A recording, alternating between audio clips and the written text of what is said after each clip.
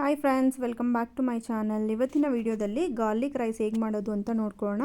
ನೀವು ಇನ್ನೂ ನನ್ನ ಚಾನಲ್ಗೆ ಸಬ್ಸ್ಕ್ರೈಬ್ ಮಾಡಿಲ್ಲ ಅಂದರೆ ಪ್ಲೀಸ್ ಸಬ್ಸ್ಕ್ರೈಬ್ ಮಾಡಿ. ಏನೇನು ಇಂಗ್ರೀಡಿಯೆಂಟ್ಸ್ ಬೇಕು ಅಂದರೆ ಕಟ್ ಮಾಡಿರೋ ನಿಂಬೆಹಣ್ಣು ಮತ್ತು ತುರ್ಕೊಂಡಿರೋ ಕಾಯಿ ತುರಿ, ಸ್ವಲ್ಪ ಕೊತ್ತಂಬರಿ ಸೊಪ್ಪು, ಒಣಮೆಣ್ಸಿನ್ಕಾಯಿ, ಕರಿಬೇವಿನ ಸೊಪ್ಪು ಮತ್ತು ಸಿಪ್ಪೆ ಬಿಡಿಸಿ ಜಜ್ಜಿ ಇಟ್ಕೊಂಡಿರೋಂಥ ಬೆಳ್ಳುಳ್ಳಿ. ಫಸ್ಟು ಒಂದು ಬಾಣಲಿ ಇಟ್ಟು ಅದಕ್ಕೆ ಸ್ವಲ್ಪ ಎಣ್ಣೆ ಹಾಕಿ ಸ್ವಲ್ಪ ಕಡಲೆ ಬೀಜವನ್ನು ರೋಸ್ಟ್ ಮಾಡಿ ಇಟ್ಕೊಬೇಕು. ನೀವು ಒಗ್ಗರಣೆಗೆ ಹಾಕ್ಬಿಟ್ರೆ ಕಡಲೆ ಬೀಜ ಮೆತ್ತೆ ಆಗಿಬಿಡುತ್ತೆ.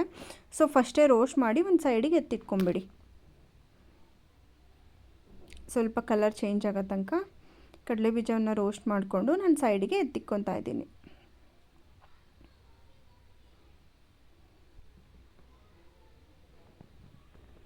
ಸಿಂಪಲ್ ಆ್ಯಂಡ್ ಈಸಿಯಾಗಿ ಮಾಡ್ಬೋದು ಫ್ರೆಂಡ್ಸ್, ಒಂದು ಸತಿ ಟ್ರೈ ಮಾಡಿ. ಇವಾಗ ಅದೇ ಬಾಣಲೆಗೆ ಸ್ವಲ್ಪ ಸಾಸಿವೆ, ಸ್ವಲ್ಪ ಜೀರಿಗೆ, ಸ್ವಲ್ಪ ಕಡಲೆಬೇಳೆ ಮತ್ತು ಸಿಪ್ಪೆ ಬಿಡಿಸಿ ಜಜ್ಜಿ ಇಟ್ಕೊಂಡಿರೋಂಥ ಬೆಳ್ಳುಳ್ಳಿ. ಎಲ್ಲದಕ್ಕಿಂತ ಮುಂಚೆ ಬೆಳ್ಳುಳ್ಳಿ ಹಾಕ್ಕೊಬೇಕು, ಅದು ಸ್ವಲ್ಪ ಕುಕ್ ಆಗೋದು ಟೈಮ್ ಹಿಡಿಯುತ್ತೆ. ಸೊ ಬೆಳ್ಳುಳ್ಳಿ ಹಾಕಿ ಒಂದು ಸತಿ ಕೈ ಆಡಿಸಿ ಸ್ವಲ್ಪ ಕಲರ್ ಚೇಂಜ್ ಆಗ್ತಿದ್ದಂಗೆ ಕರಿಬೇವಿನ ಸೊಪ್ಪು, ನೆಕ್ಸ್ಟ್ ಒಣಮೆಣ್ಸಿನ್ಕಾಯಿ. ನಾನು ಆವಾಗಲೇ ಅದೇ ಥರ ಮೀನ್ಸ್ ಹಾಗೆ ಕೈಯಲ್ಲಿ ಮುರಿದು ಹಾಕ್ಕೊತೀನಿ.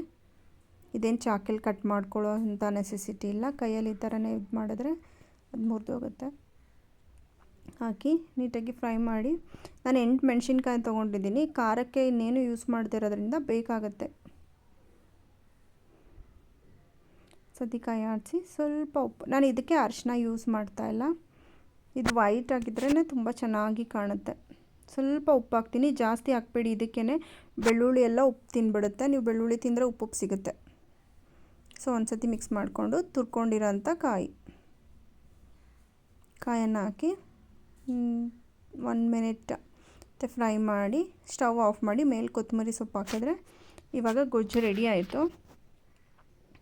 ನೆಕ್ಸ್ಟ್ ಇದಕ್ಕೆ ನಾವು ಅನ್ನ ಹಾಕಿ ಮಿಕ್ಸ್ ಮಾಡ್ಕೊಳ್ಳೋಣ. ಒಂದು ಸತಿ ನೀಟಾಗಿ ಮಿಕ್ಸ್ ಮಾಡಿ ಕುಕ್ ಮಾಡ್ಕೊಂಡಿರೋಂಥ ರೈಸ್ ಹಾಕಿ ಮಾಡಿ ನಿಂಬೆಹಣ್ಣನ್ನ ಹಿಂಡ್ಕೊಬೇಕು. ನಾನು 1 ನಿಂಬೆಹಣ್ಣು ತೊಗೊಂಡಿದ್ದೀನಿ, ಇಷ್ಟು ಇದಕ್ಕೆ ಬೇಕಾಗುತ್ತೆ. ನಿಂಬೆಹಣ್ಣು ಹಿಂಡ್ಕೊಂಡು ರುಚಿಗೆ ಎಷ್ಟು ಬೇಕಷ್ಟು ಉಪ್ಪನ್ನು ಹಾಕ್ಕೊಂಡು ನಾವೇನು ಫ್ರೈ ಮಾಡ್ಕೊಂಡಿರ್ತೀವಲ್ಲ ಕಡಲೆ ಬೀಜ, ಅದನ್ನು ಹಾಕಿ ನೀಟಾಗಿ ಮಿಕ್ಸ್ ಮಾಡಿದ್ರೆ ಸಿಂಪಲ್ ಆ್ಯಂಡ್ ಟೇಸ್ಟಿಯಾದ ಗಾರ್ಲಿಕ್ ರೈಸ್ ರೆಡಿ. ಒಂದು ಸತಿ ಟ್ರೈ ಮಾಡಿ, ತುಂಬ ಟೇಸ್ಟ್ ಆಗಿರುತ್ತೆ ಆ್ಯಕ್ಚುಲಿ ಇದು. ಮತ್ತು ತುಂಬ ಸಿಂಪಲ್.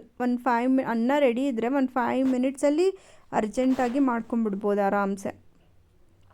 ಎಷ್ಟು ಟೇಸ್ಟಿಯಾಗಿರುತ್ತೆ ಅಂದರೆ ನೀವೇ ಹೇಳ್ತೀರಾ. ಒಂದು ಸತಿ ಟ್ರೈ ಮಾಡಿ ನೋಡಿ. ಆ್ಯಕ್ಚುಲಿ ನೋಡಿ ರೆಡಿ ಆಯಿತು. ನೆಕ್ಸ್ಟ್ ಬ್ಲಾಗಲ್ಲೇ ಸಿಗ್ತೀನಿ. ಬಾಯ್.